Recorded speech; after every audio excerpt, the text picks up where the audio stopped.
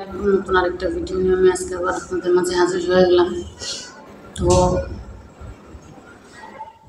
কোথা থেকে আওয়াজগুলো আসে বুঝি না, ধুমধাম কতক্ষণ পর পর ছাদের থেকে আসে। ছাদে তো আসার কোনো কথা না, প্রত্যেকে আসে কি জানি।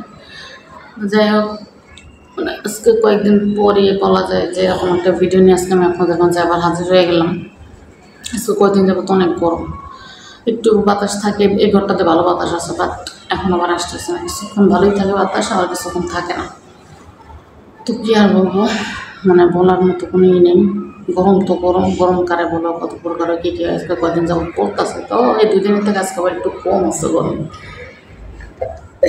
আল্লাহ, পিএস কাটতে কাটতে আমাদের মেয়েদের হাতের অবস্থা যা হয়, এটা কেন অবস্থা আমাদের, মানে পিএস কাটতে কাটতে এই অবস্থা হয়ে যায়। আমার হাতের যে কী অবস্থা, প্রচুর খারাপ অবস্থা হাতের। আর মানে পেঁয়াজের কারণে এই হাতটা আবার ঠিক আছে, এই যে আঙুলটা ঠিক আছে মোটামুটি, বাট এই আঙুলটা যে পেঁয়াজ কাটটার কারণে এরকম খাসটা খাসটা। তো আজকে যে বিষয়টা নিয়ে কথা বলতে আসছি, আজকে আমার স্বামীকে নিয়ে কিছু বলি। মানে এই লোকটার আর কি বলবো, আর আমি যে মানে কোন শ্রেণীর মানুষ আমি সেটাও বুঝি না। তো এই লোকটা কোন শ্রেণীর পাবলিক, কোন শ্রেণীতে এটা ঢুকানো যায়, কোনো শ্রেণীতে আমি খুঁজে পাই না যে এই শ্রেণীতে এটা ঢুকাবো। মানে আবল তাবল একটা পাবলিক যারা বলে, আবল তাবলই বলা চলে, আবল তাবল ছাড়া কিচ্ছু না। মানে এটার মাথায় গোবর ছাড়া কিছু আছে কিনা সন্দেহ, আমার তো মনে হয় না ভাই। মানে যে কাজটা জানে এই কাজটাতে সে পারদর্শী, খুব ভালো পারে এই কাজটা, এটাই পারে। এই ছাড়া এটার ভিতরে আমার মনে হয় না যে ওর আইকিউতে ওর কোনো রকমের কোনো আইকিউ আছে, আমার মনে হয় না। কারণ এই আল্লাহর বান্দা কোনো কথাই বলতে পারে না ঠিক করে। ইউটিউবে ভিডিও বানাইতে যাবে, ফেসবুকে ভিডিও বানাইতে যাবে, এই আল্লাহর বান্দা কোনো কথা বলতে পারে না। মানে কী যে বলার পর যখন ভিডিওটা দেখে আমাকে বলি দেখো তো ভিডিওটা, কথাটা শোনার পরে মানে আমি যখন শুনি যে ঠিক আছে কী বলতেছে শুনি, বলার পর আমি চুপ করে থাকি, কারণ আমার তখন মেসেজ গরম হয়ে যায় কথাবার্তা শুনলে। তারপর নিজেই শুনে নিজে এবার কী করলাম এগুলা। তো বলেন, আমি শুনতেছি আমার মেসেজ খারাপ হয়ে গেছে, নিজেরটা নিজে শুনে বলতেছে কী বললাম এগুলা। অডিয়েন্স শুনবে এই কথা। তো ওর ভিডিওতে ভিউজ আসবে কোন জায়গা থেকে, ওর ভিডিওতে ভিউজ আসবে কোথা থেকে? তারপরে যদি বলি এভাবে না ওইভাবে করেন, ওইভাবে না ওইভাবে করেন, না। একটা ভিডিও সামনে দাঁড়াইছে, একটা সৌন্দর্যতা আছে না, একটা মাধুর্যতা আছে না। গেঞ্জি পরবে বলটা সিধা করে গেঞ্জিটা পরেন, সুন্দর করে দাঁড়ান, না দাঁড়াবে না সুন্দর করে। মানে আমি বললাম না যে আল্লাহ যে আমার কী দিছে কপালে, আল্লাহ সেই জানে এটা আল্লাহ আমার কী দিছে কপালে। মাঝে মাঝে খুঁজে পাই না। এর ভাই কিন্তু 3টা ভাইয়ের এক ভাইও এরকম না, এক ভাইও না। আমার যে ভাসুর আছে 2টা, আমার যে দেওর আছে একজনও এরকম না। মানে তারা তাদের মানে বলেন সব কিছুতে স্টাইল তাদের অনেক সুন্দর, তারা খুব ম্যাচুরেট, খুব সুন্দরভাবে তারা চলাফেরা করে। আমার বড় ভাসুর যে এত মানে তার থেকে এত বড় বয়সে, তারপর দেখবেন যে তার চলাফেরা, তার লাইফ স্টাইল অন্যরকম। যেমন মানে বলি যে অফিস থেকে আসলো, আসার পরে সুন্দর করে হাত মুখ দিয়ে খাবার টেবিল বসবে খাইতে। আর এই পাবলিক কী করবে জানেন, আসার পরে খেতে লাগছে, হাতটা ধুবো, তো পা ধুবে না, পা ধুবে পা না ধুয়ে যখন আমি চিলাচিলি করি তখন খাটের নিচে পা রাখি। আর যখন আমি আশেপাশে না থাকি তখন খাটের উপরে বসে পা দেয়, মানে খাটের উপরে বসে পাকতে খাইয়া ফেলাই। যাই হোক গেল এটা। 2 নম্বর হলো এমন খাইস্টা ঠিক করে গোসল করে না, যেটা বাস্তব কথা। ঠিক করে আল্লাহ বান্দা গোসল করবে না, এটা চিলেতে তারপর বাথরুমে ঢুকে না। আর গরমের সময় তাও গোসল করে, শীতের সময় গোসল করতেও চায় না। ওই যেদিনকে আমি ধাক্কায় ঢুকাবো সেদিন ঢুকবে, ছাড়া ঢুকতেও চায় না। কিন্তু আমার ভাসুররা মানে এতটাই পরিষ্কার। আর বললাম না যে তাদের ফ্যাশনেবল বললেন, তারপর তাদের লাইফ স্টাইল, তাদের চলাফেরা অন্যরকম। শার্ট পরবে, একটা আয়রন শার্ট পরবে না, বউকে পরবে না, নিজে আয়রন করে নেবে সুন্দর করে, আয়রন করে তারপর পরবে। যদি আয়রন ঘরে না থাকে কিংবা নষ্ট হয়ে গেছে তাহলে বাইরে যে আয়রন করে নিয়ে আসবে। আমার ভালো লাগে এই জিনিসগুলো। আর আমার বড় বছর তো ভালো পরিষ্কার, সে যেমন নিজের শরীর পরিষ্কার রাখে, নিজের মানে বডিটার পরিষ্কার করে রাখবে, নিজের সব কিছু পরিষ্কার। আবার সে তার রুমটারও খুব সুন্দর করে রাখার চেষ্টা করবে। রুমের মধ্যে একটু ময়লা পড়ছে, হয়েছে ঝাড়ু দিয়ে ফেলাইতো, কিন্তু রুমের মধ্যে কিছু একটা পড়ছে মুছে ফেলাই দেবো। আমার বড় বছর যে করে দেবে, মেজো বছর ওরকম করে না। সে নিজের থেকে মানে কি বলে এটা, সে খুব পরিপাটি, খুব টিপটাপ। এই দুজনের থেকে আর বেশি টিপটাপ। ওটা কথা আমারটার কথা তো আমি বাদে দিলাম, এদের কথাই বললাম, এই দুটার কথা বললাম। এই দুইটার থেকেও আমার বড় বছরের থেকে, আমার দেওয়ার থেকে আমার মেজো বছর খুব টিপটাপ করে চলে। মানে তার চলাফেরার স্টাইল যদি দেখেন, তারে যদি দেখেন, আমি মানে গ্যারান্টি সহ ওরকম যে এইটার বড় বলবে আর ওটার ছোট বলবে। এটা সত্য কথা, এটা সত্য কথা, এটাই বলবে সেটা যে নিম্নতম ওটার থেকে এটা 10 বছরের বড়, কিন্তু বয়সের পার্থক্য জানান এটার থেকে ওইটা 5 থেকে 7 বছরের বড়। বাস্তব কথাই না, এইটার থেকে ওটা 7 বছরের বড় হবে, 7 বছর 5 বছরের 6 বছরের বড় হবে, 6 বছরের গ্যাপে এটা। অথচ দুইটার এক লাখে দাঁড়া করাইলে, দুইটারে না সব কটারে যদি দাঁড়া করান, সবচেয়ে বয়স বলবে বেশি এটার। কারণ এটা কাজটা জলমের খাইস্টা ধরে বলে, কাজটা তো বলা যাবে না, খাইস্টারও একটা লিমিট থাকা দরকার আছে, সমস্ত লিমিট ক্রস করে ফেলাইছে। বললাম না, আমার রাগের ছোটো শরীরটা মানে কামড়াইতেছে। আর মানে আমি এগুলো বলতেও পারি না। আমি কারে বলবো এই কথা, কে শুনবে? বলতেছি সে হয় মোবাইল টিপতেছে, হয়তো টিভি দেখতেছে। আর এই যে এমনি পড়ে তো থাকে, তা থাকে কারে কী কইলাম, কী বললাম, পরবর্তীতে আমারও মন থাকে না। অনেক গেলে জীবনে করতে পারবো না, আমি ওরা কী কইছি না কইছি, গাই লাগে না। আছে না অনেক পুরুষ মানুষ আছে না, যে 2টা 3টা কথা বলার পরে রাগ হয়ে যায়, কিংবা পরবর্তীতে একটা কথা বলে, পরবর্তীতে 2টা কথা বলে, যে এইটাও আমাকে পক্ষে বলে যে চুপ থাকো, এত কথা বলতেছ তখন না, এটাও হয় বলবে না, যে চুপ থাকো, কতক্ষণ তাকায় থাকবে চলে যাবেন। আমি কারে বলবো কথা, আমি কারে বোঝাবো, আমি আমার ভিতরের কষ্টগুলো কারে বললাম না? আমার কথা বলার মতো কেউ নেই, মানে আমার কথাগুলো বলার মতো কেউ, আমি যে কাউকে কিছু বলবো এরকম মানুষ নেই, আমার কথা যে কেউ শুনবো এরকম মানুষ নেই।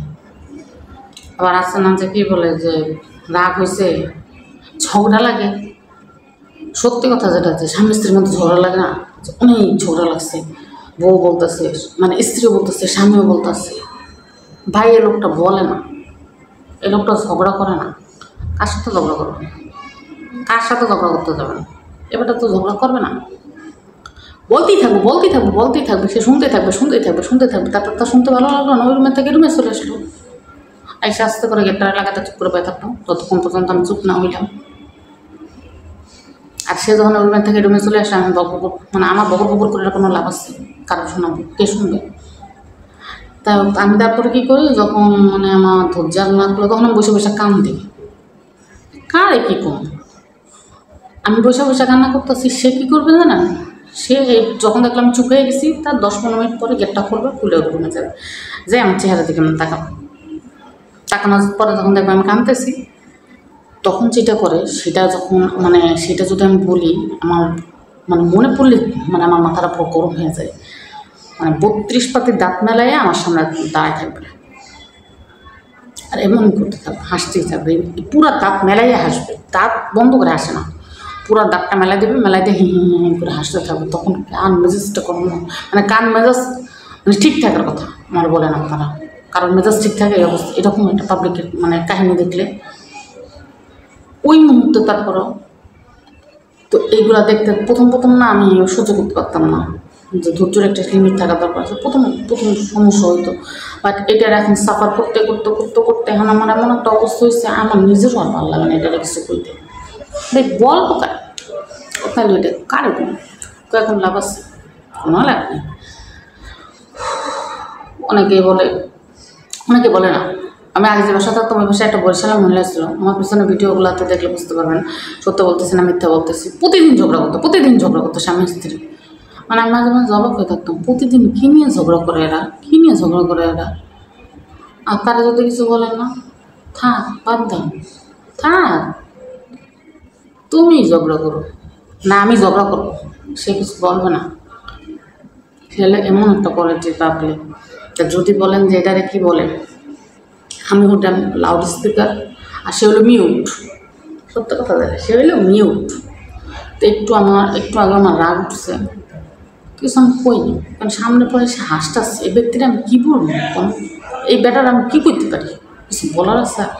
পরে যদি এতটুকু কিছু বলে দেন আমি ভিডিও করি, মানে এখন কী করি, যখন মাছ মেজাজটা গরম হয়ে যায় তখন আমি আরেকজনে চলে আসি, কিছুক্ষণ হাঁটাহাঁটি করি, একটু জানাতে তাকাই থাকি, শেষ। তারপর আবার ঘরে তো নর্মাল পরে থাকি, মানে বসি।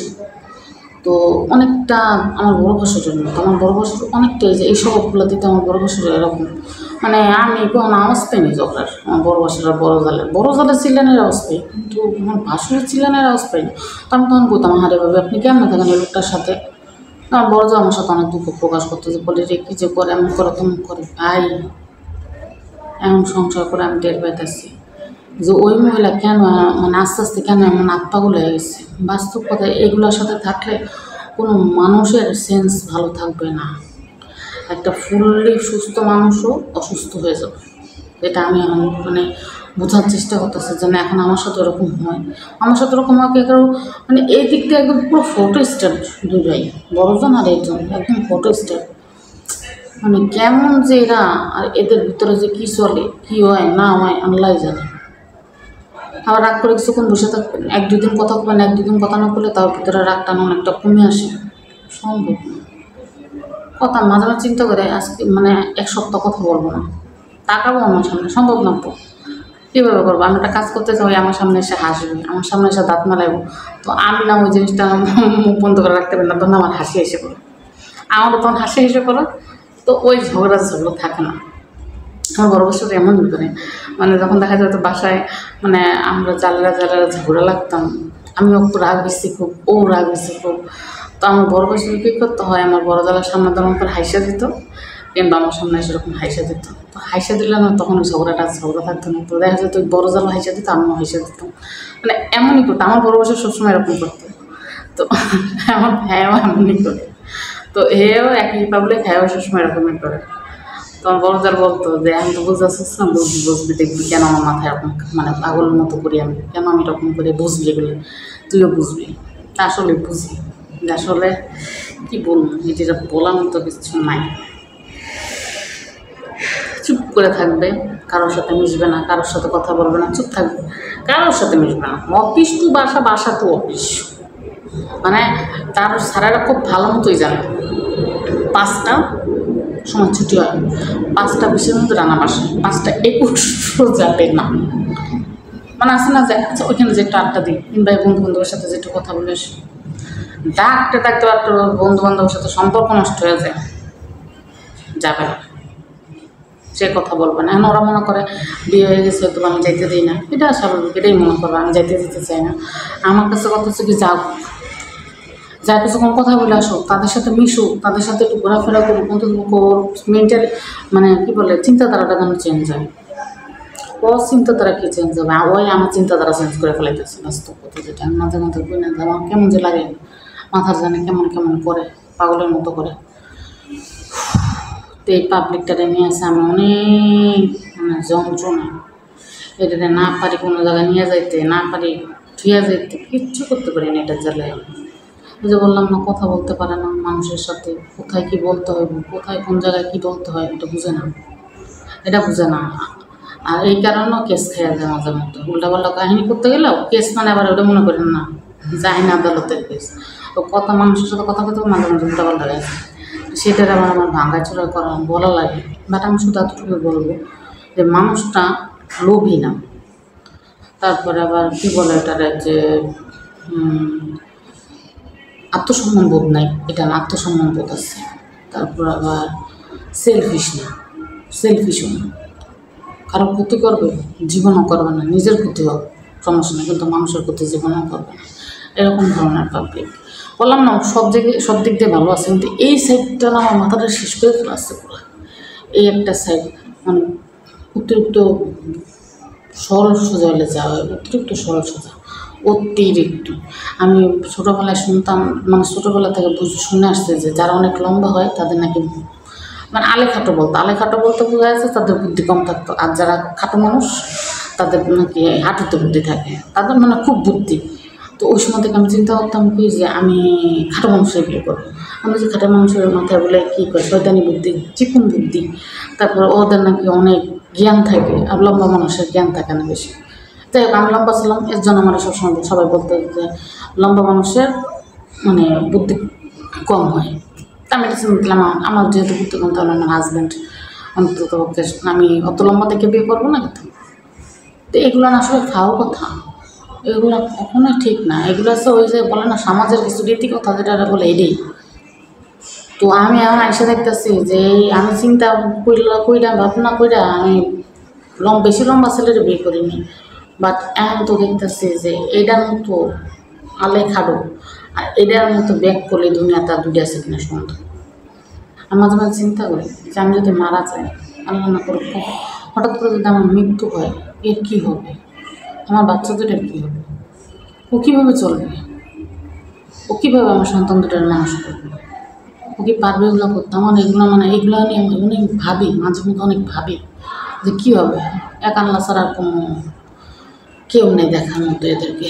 তো যাই হোক, সবাই দোয়া করবেন। ভিডিওটা অনেক লম্বা হয়ে গেছে। যদি আমার ভিডিওটা ভালো লাগে সেটা লাইক করবেন, কমেন্ট করবেন, শেয়ার করবেন।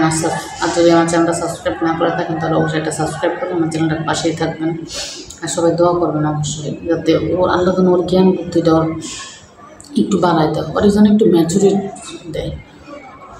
আমি সবসময় দোয়াটা করি যে আল্লাহ তুমি ওর একটু ম্যাচুরেট বানাও। ওই ধরনের কোনো খারাপ বুদ্ধি থাকার দরকার নেই, কিন্তু যেন একটু ম্যাচুরেট হয়, যেন একটু বুঝে। জানি না বাকি জীবন কীভাবে যাবে, আল্লাহ যেমনি যাক আল্লাহ ওরকম ভালো রাখলে চলে।